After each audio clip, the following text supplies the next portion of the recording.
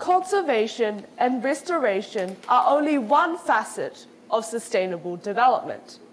The other is improving the human condition. Humanity and the environment are fundamentally connected. Our very survival depends on our understanding of it. Therefore, to protect the people, we must first protect the land and the food it grows. Let me quickly teach you how a food chain works.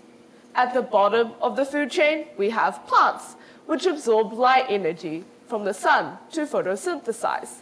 They are self-sustaining as they make their own sugars, which they then break down in the mitochondria, the powerhouse of the cell, for energy.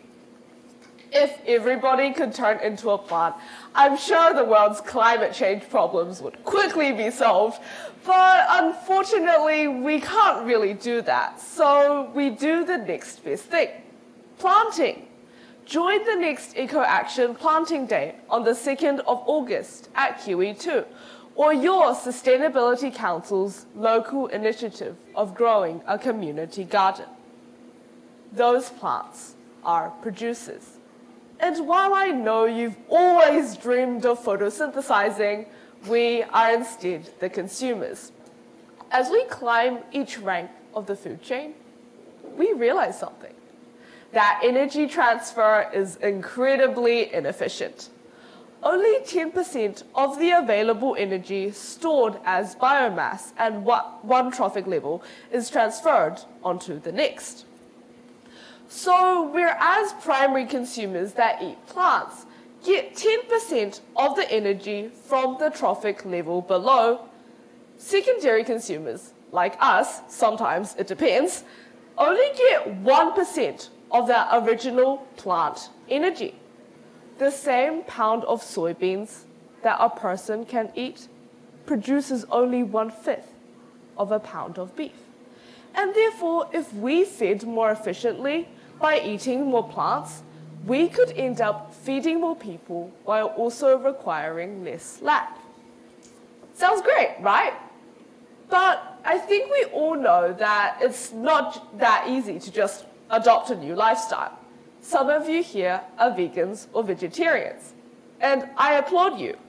In the meantime, while the rest of us think about cutting back on meat, there are other, smaller, but still meaningful actions we can take. Although it seems like some actions are so small they're just inconsequential, what if we amplified them through sheer number?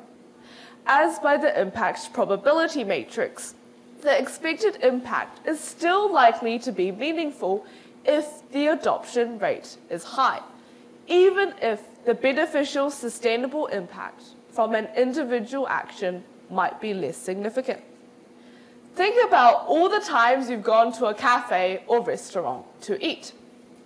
Raise your hand if you have ever ordered more than you could actually eat.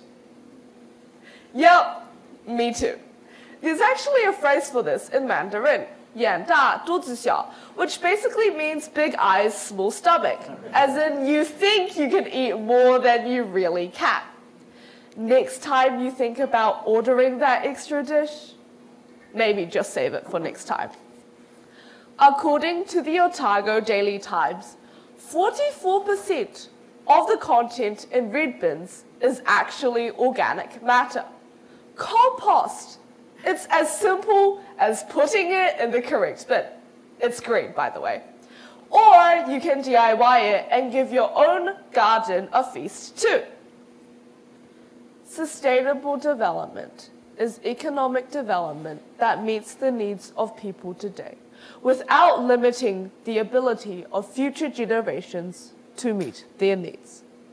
What is the most important thing in the world? It is people. It is people. It is people. He aha te mea nui o te ao. He tangata, he tangata, he tangata. Thank you.